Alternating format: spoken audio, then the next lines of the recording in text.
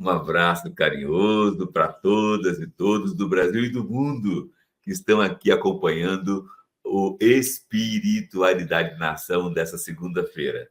A temática de hoje é muito direta, espiritualidade e filantropia. É um assunto, talvez até que vocês não entendam, assim de imediato, porque filantropia, na sua origem, é fazer o bem, é fazer o bem. Mas, no entanto, nem tudo é como nós sonhamos. Indo direto no assunto, vai conversar conosco hoje o professor da USP de Direito Constitucional, o nosso querido professor Conrado, que é articulista da Folha de São Paulo. Professor Conrado, bem-vindo. Olá, Frei, que prazer estar aqui. Muito obrigado pelo convite e estamos aí para conversar. Admiro muito o seu trabalho, já nos cruzamos lá nas tuas lutas pela Faculdade de Direito do Largo São Francisco, a Faculdade de Direito da USP, onde eu dou aula de Direito Constitucional e discuto esses temas com bastante frequência. Que bom saber. Bom saber. Professor Conrado, a Educafro decidiu escolher uma escola poderosa, potente, de São Paulo, para começar o debate sobre o mau uso da filantropia. Mas antes de falar sobre isso, o tema de esse programa é um programa de espiritualidade. E muita gente pergunta o que tem a ver espiritualidade com filantropia. Então, primeiramente, para o senhor, o que é espiritualidade na sua vivência diária e como tem a ver esse tema, filantropia e espiritualidade, no seu coração? Obrigado, Frei. Bom, eu acho que eu vou dar uma resposta curta para essa pergunta, que não é simples resumir e traduzir rapidamente, mas acho que espiritualidade eu entendo como a construção de um sentido para a vida humana, ter coerência com esse sentido, prestar contas com essa concepção de boa vida que nós elaboramos. E, nesse sentido, para mim, espiritualidade tem uma grande intimidade com as reflexões morais e éticas que dizem respeito à nossa vida individual e à nossa vida em coletividade, que nós, ao longo da vida, idealmente, temos que ter consciência desse contexto moral e ético do qual a gente participa, precisa tomar decisões, e ser coerente nessas decisões, para mim, é a síntese de uma espiritualidade. Muito bom. Eu quero dizer para todas e todos que a Kate, também que trabalha conosco nesse programa, está impossibilitada de participar hoje. Deu um probleminha com ela agora à tarde. E como vocês são compreensivas e compreensivos, vocês vão perdoar a Kate e nos perdoar por estarmos só em duas pessoas nesse programa. Bom, professor, nós aí do CAFRO estamos muito incomodados com referência ao acesso do pobre à educação. Infelizmente, o serviço municipal, o município, a prefeitura municipal e o Estado, o governo estadual, em São Paulo e no Brasil inteiro, continuam extremamente irresponsáveis com a educação. De modo que a filantropia que foi desenhada e que recebeu o nome de Lei das Sebas, essa filantropia está sendo, há alguns anos, uma maneira espiritual, bonita, límpida de fazer o bem. O que é fazer o bem? Ora, se eu tenho um colégio de alta qualidade, o Estado diminui o imposto, tira o imposto desse colégio e transforma esse imposto em vagas no colégio. Então, a vaga, a tal bolsa, não é uma bondade da escola.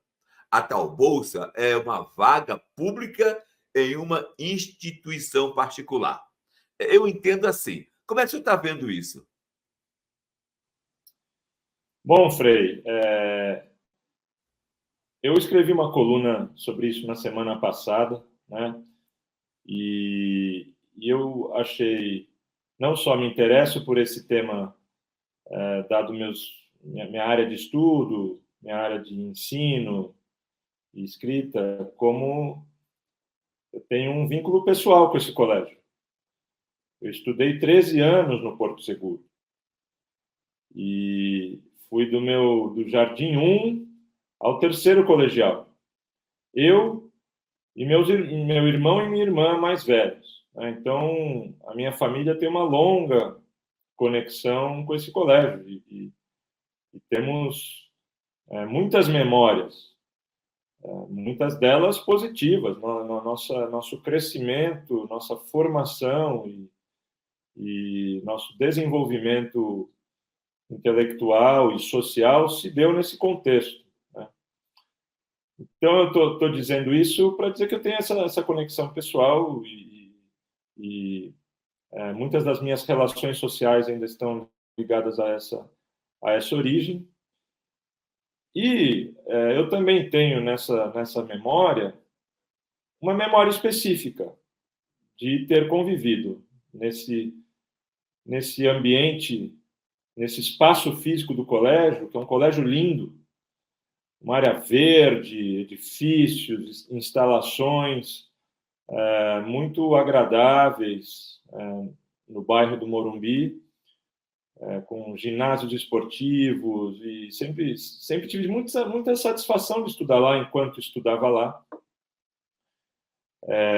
Mas, isso eu conto na coluna muito rapidamente, eu tenho na memória essa experiência de ter convivido pelos corredores do colégio, episodicamente, não era uma coisa rotineira, porque existia uma certa divisão, e eu estudava de manhã, e essa turma especificamente era da tarde, então era só quando eu estava no período da tarde no colégio, mas que era a classe do...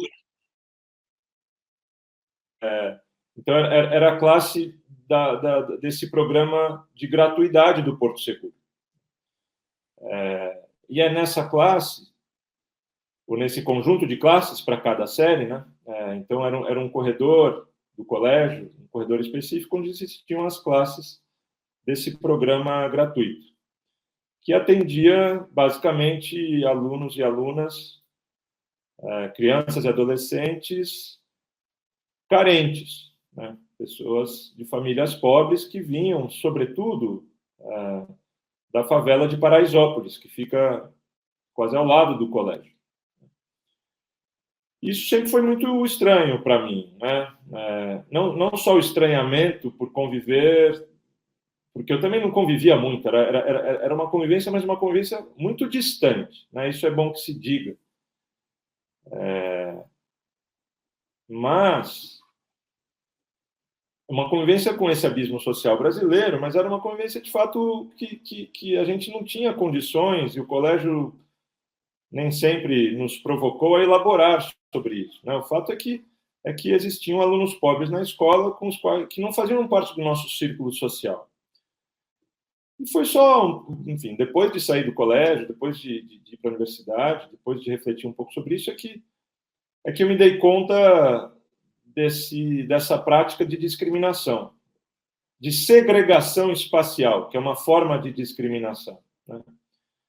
E então, claro, faz muito tempo que isso ocorreu, a consciência sobre isso no debate público, ela é uma consciência mais recente, e a consciência individual, né, da minha parte, dos meus colegas, em função do que a gente viveu, é algo que leva um tempo, ou não necessariamente para todo mundo, mas para nós levou um tempo. Mas essa foi a minha experiência individual. Ter vivido e crescido no colégio, que tinha ali um corredor com várias classes, cada série tinha a sua classe de alunos pobres, carentes, na sua maioria negros, da favela de Paraisópolis. Dando o salto dessa memória individual para a situação jurídica de hoje, é importante discutir, bom, mas o que mais está acontecendo por trás dessa realidade que já não é mais a que eu vivi, né? Eu conto nessa coluna também que o colégio, mais ou menos 20 anos atrás, construiu uma escola na comunidade de Paraisópolis. Então, aqueles alunos que antes ocupavam um espaço comum, apesar de numa classe segregada, mas ocupavam esse grande espaço comum do colégio, eles foram deslocados para essa escola construída na favela. E tudo isso pode ser visto de maneira elogiável, no sentido de que, bem ou mal, né, esses alunos estão recebendo um tipo de educação. Mas quando a gente começa a olhar com lupa, a gente começa a perceber o aprofundamento daquela discriminação que na minha escola, no meu espaço, o espaço que eu frequentava, já existia, né? Em primeiro lugar, claro, obviamente que a escola da comunidade não chega aos pés da infraestrutura que temos no Porto Seguro. Então, acho que esse é um primeiro ponto de diferenciação de condições. Então, aquelas instalações que alunos carentes usufruíam, mas usufruíam com limites.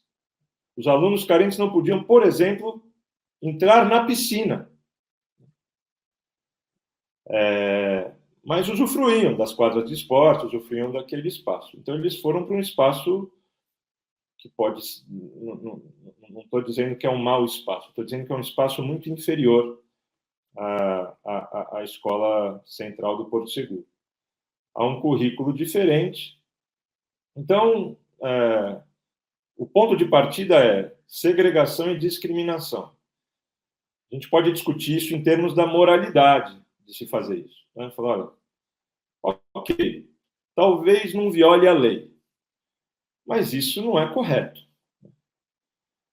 Por que o colégio, com tanta boa vontade de ajudar os mais pobres, não faz isso de maneira mais profunda? Por que precisa segregar?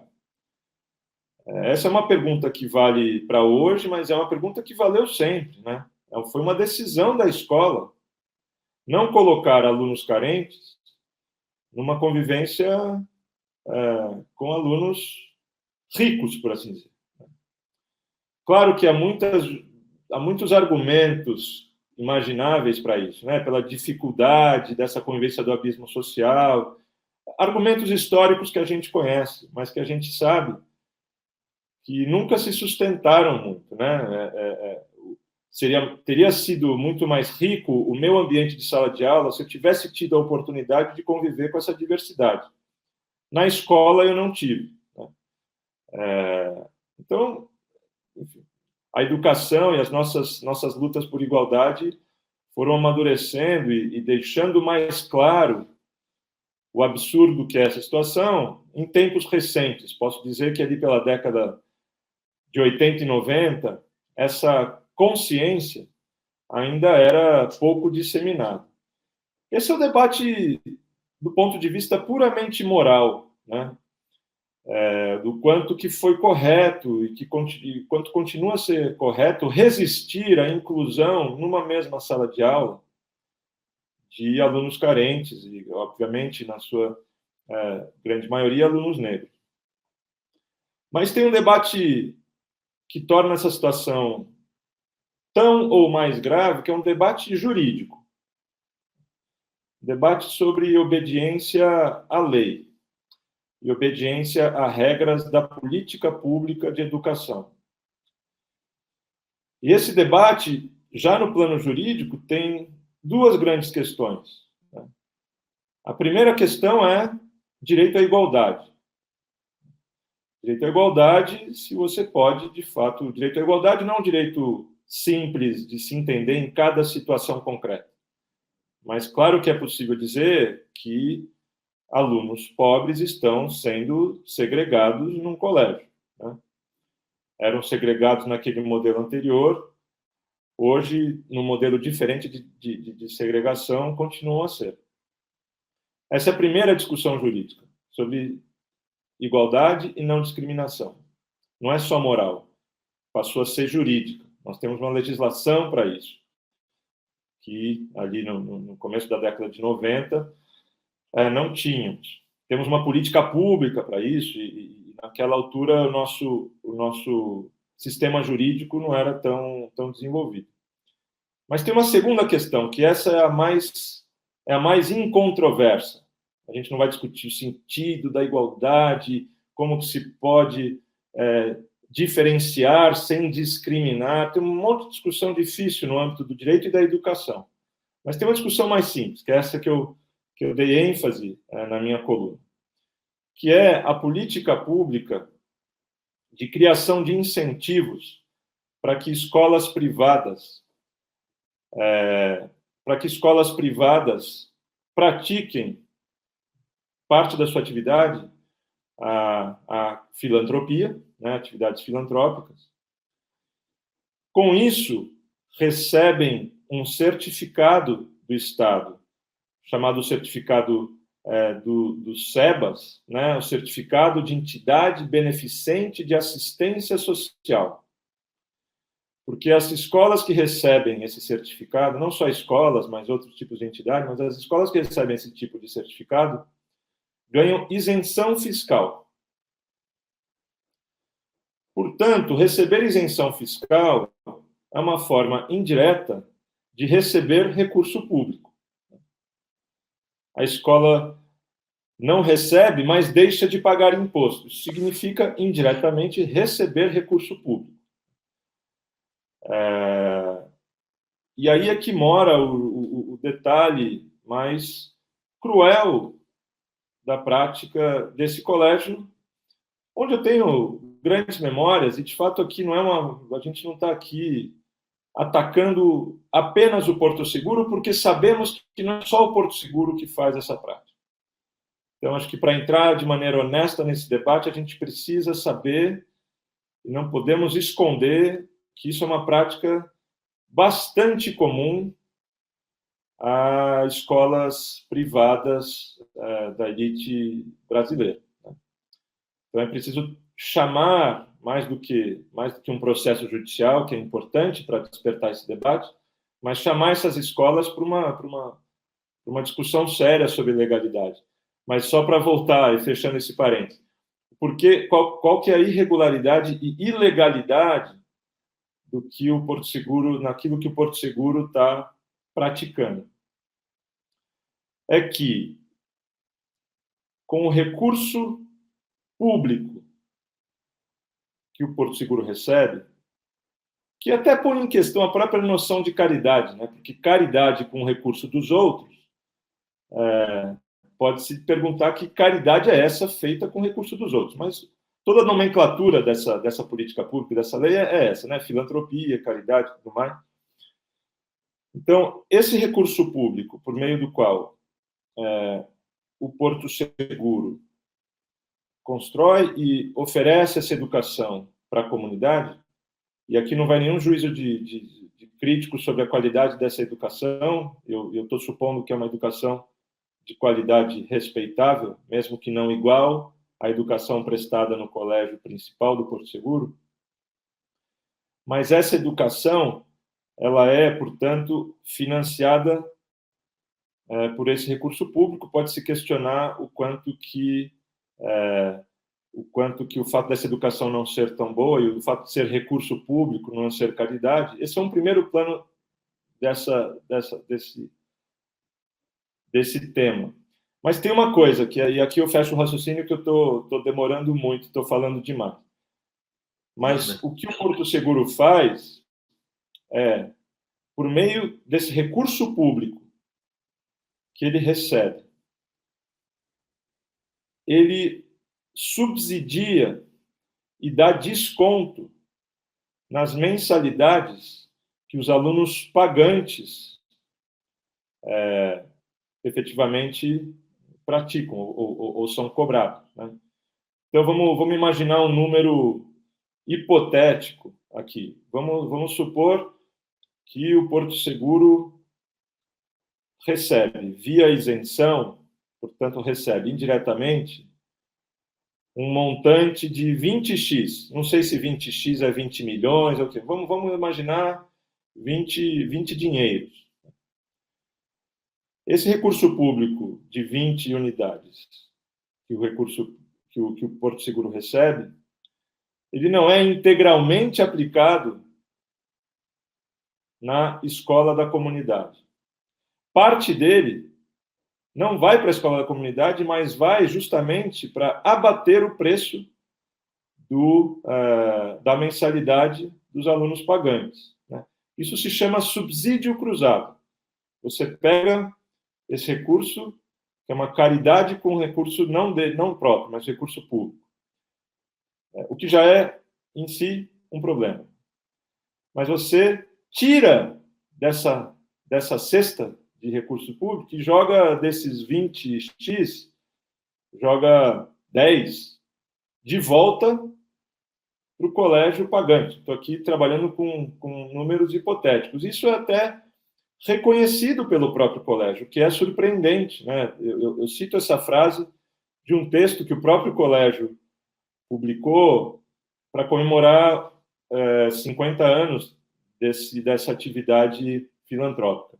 O colégio diz: o projeto social beneficia não somente alunos bolsistas, mas toda a comunidade, incluindo alunos pagantes. Quando eu li essa frase, eu falei, puxa, o colégio vai reconhecer que a convivência entre diferenças é importante para a formação e etc. Mas não foi isso que o colégio disse na sequência dessa frase. O colégio disse na sequência dessa frase o seguinte: que indiretamente usufruem da imunidade obtida pela instituição, já que a fundação não recolhe contribuições sociais, possibilitando mensalidades reduzidas para os alunos não bolsistas. O que significa que ela está falando, olha que beleza, a escola da comunidade é tão boa, que ainda dá desconto para vocês, alunos pagantes. Isso é uma completa perversão da lógica dessa política pública, né? Então, a gente não está discutindo aqui se o Porto Seguro presta um bom serviço. A gente está discutindo aqui a falta de transparência financeira, porque esse bom serviço prestado não só está sendo feito com recurso público, a gente pode discutir isso, mas isso é o que está dizendo a lei, e até aí é o sistema vigente, né, dessa lei de filantropia. Essa discussão a gente poderia ter num outro âmbito, mas essa é a lei. A discussão principal é, puxa, mas será que esse recurso público, que deveria ser destinado para a atividade filantrópica da escola da comunidade, pode ser retornado, como a própria escola diz, para se reduzir mensalidades dos alunos não bolsistas? Acho que essa é a principal questão, né? Em resumo de tudo que eu disse aqui, estou fazendo uma longa palestra aqui, nem sou a pessoa mais indicada para isso. Mas existe um problema moral, existe um problema jurídico constitucional sobre igualdade, e existe um problema mais técnico, financeiro, de recurso público, de orçamento, de como um recurso público via isenção fiscal é indiretamente colocado de volta como subsídio cruzado para dar desconto para alunos pagantes. É uma perversão da política pública. E a gente precisa saber o quanto tem sido feito, mas que tem sido feito a própria escola reconhece. Muito bom, professor Conrado, excelente sua explanação. Você, como professor, eu não esperava outra coisa. Você deu clareza. Todo mundo que estava sem conhecimento desse assunto, a partir da sua introdução rica, está mais sabendo o que está acontecendo. E aí, professor Conrado, eu quero mandar um carinhoso abraço para todos os alunos do Portinho, que é o Porto Seguro dos Pobres. Eu quero mandar um abraço para a diretora, professores, funcionários do Portinho, e quero dar um abraço especial para todos os moradores da comunidade Paraisópolis. E por quê? Porque o Colégio Portão, o Colégio Porto Principal, circulou a mensagem lá do Colégio Portinho de que o que estávamos fazendo era uma maneira perigosa que obrigar o Portão, o Colégio Porto Seguro Principal, a fechar de vez as portas do Portinho, do Colégio dos Pobres. Eu quero dizer para vocês, meus irmãos queridos, moradores de Paraisópolis, meus irmãos professores de Paraisópolis, do Portinho e funcionários. Pelo contrário, o colégio jamais vai fechar o Portinho, porque o Portinho é a galinha de ouro do Porto Seguro Colégio Grande. Como explicou muito bem o professor Conrado, no estilo dele de professor, ele não pode ter um linguajar militante como eu posso ter um linguajar militante. Então, vamos lá. Primeiro ponto, irmãos e irmãs moradores, alunos do Portinho. Vocês precisam refletir esse debate com bastante profundidade e sem paixão. Segundo ponto, é bom que vocês saibam e cobrem do Portinho, do portão, do Porto Seguro Principal, cobrem deles a lei das SEBAS e leia com vocês como um momento de cidadania. E se ele fizer isso, vocês vão encontrar lá, na lei das SEBAS, um artigo que proíbe o colégio que ganha grande dinheiro para dar bolsa de estudo aos pobres, proíbe segregar, proíbe separar. Portanto, você precisa entender que esse momento é muito especial. Eu quero dizer para vocês que o meu irmão, o professor Conrado, está com um horário, ele está fora do Brasil, está aqui participando conosco de maneira internacional. Ele vai dar agora a mensagem dele e eu vou continuar dando a vocês algumas dicas, tá? Especialmente aos meus irmãos, alunos e professores e funcionários do Portinho, do Colégio Porto Seguro, próximo a Paraisópolis. Então, meu irmão Conrado, sua mensagem final para todos, especialmente para os pais, alunos e professores do Portinho, que estão com medo, dizendo que agora nós vamos provocar o fechamento do Portinho. Muito obrigado, Frei. Eu acho importante ter um debate mais maduro e construtivo a respeito, né? O objetivo da gente fazer esse tipo de observação, esse tipo de discussão, não é afetar ou deixar de reconhecer as boas intenções e os eventuais bons trabalhos que o Porto Seguro presta há muitas décadas. Não é também acusar nenhum colégio, de novo, o Porto Seguro faz parte de um sistema de escolas privadas que adota práticas muito semelhantes, mas não é acusar pela discriminação e nem nada. É sobre uso de recurso público.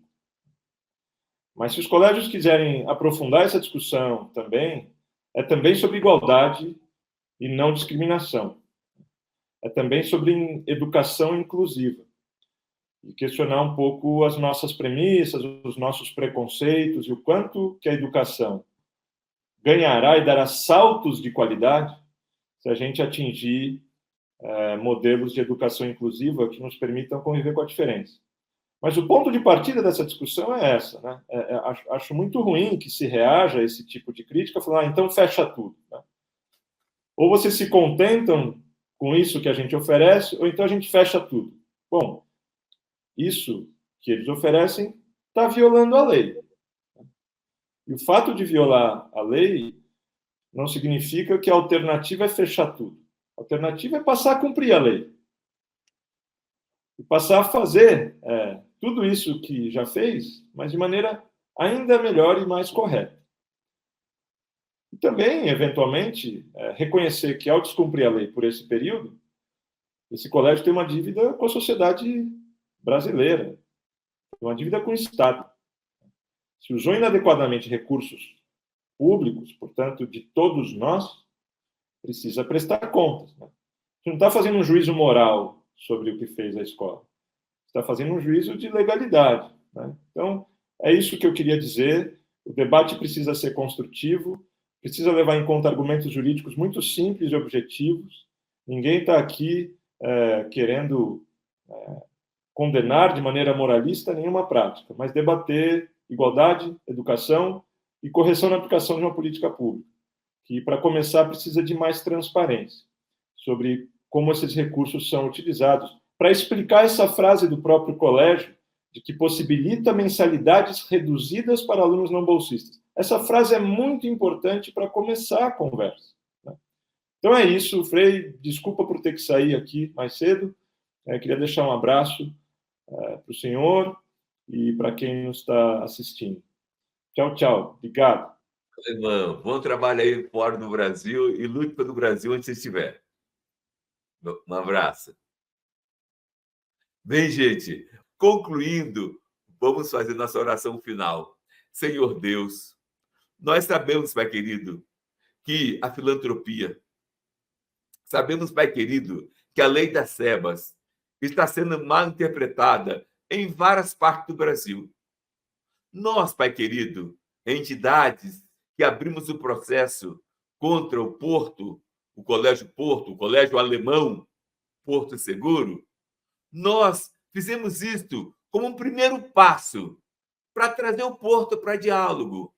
Pai querido, queremos dizer para toda a sociedade, Pai querido, queremos dizer para a comunidade de Paraisópolis que nós chamamos 3 vezes o Colégio Porto para a reunião. E por 3 vezes o Colégio Porto veio na nossa reunião, junto com a Justiça, para tentar encontrar uma solução para o problema e não precisávamos abrir ação. E o Colégio Porto não aceitou negociar uma reparação dos seus erros. Ele insistiu em continuar errando.